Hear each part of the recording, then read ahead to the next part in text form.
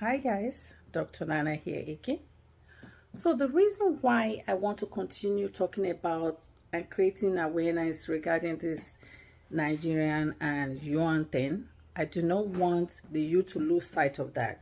We cannot afford to adopt yuan as a policy, as an official currency to be used in Nigeria. Recall when Buhari came to power, from the research, you can check it out there. A yuan to naira was around 28 naira to 32 naira. When he was leaving power, a yuan to naira became like 89 naira. Have we gained or lost? Recall when Okoja and some of those people up there at the time talked about devaluing our naira so we can attract investors. That was a policy they borrowed from China, because there was a time China devalued their money to attract investors. China and Nigeria is not the same.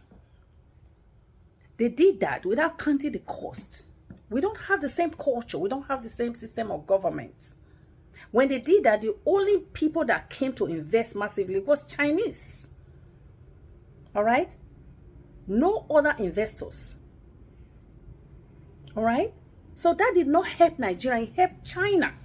So that means those lawmakers were people who took bribe to promote that policy, to devalue Naira. When Buhari came to power, a Naira to dollar was around 204, the highest, and the lowest was 179, I believe. When he was leaving, Naira became like 1,000 Naira. Did we gain or lose? We lose. So Buhari government became one of the worst in modern history. All right, because I believe he surrounded himself with clowns. He surrounded himself with clowns. All right, the way to build the economy is not to devalue your own currency. Is to improve security, improve your infrastructures. The roads in Nigerians are all destroyed, both federal, local, or states. We only have lawmakers that are thieves. They're criminals. What they do is to collect bribe and buy one house for $500,000 or pounds. So they are working for their pocket and destroying Nigeria. So I want the youth to pay attention to this. You need to pay attention to this. Policies are being enacted to favor the public.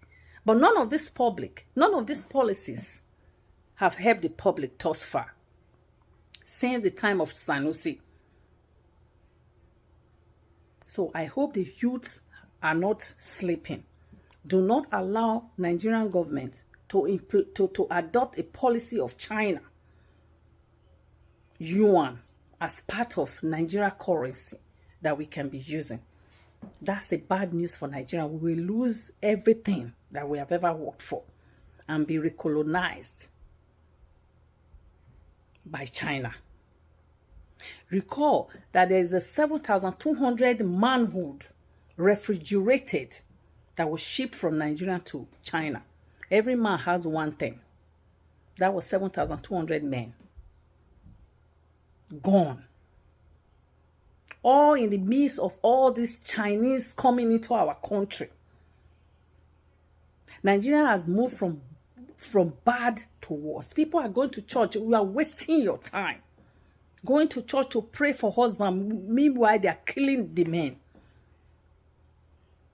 And I hope that you understand that relationship with God is personal. So I never want to end my program without telling you guys that relationship with God is personal, and you have to know your God.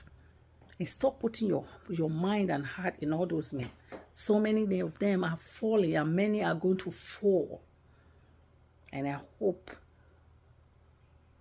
that you know that the TikTok that you all are sleeping is being built by China. All your information they have taken already. So use the TikTok to advocate for a better system.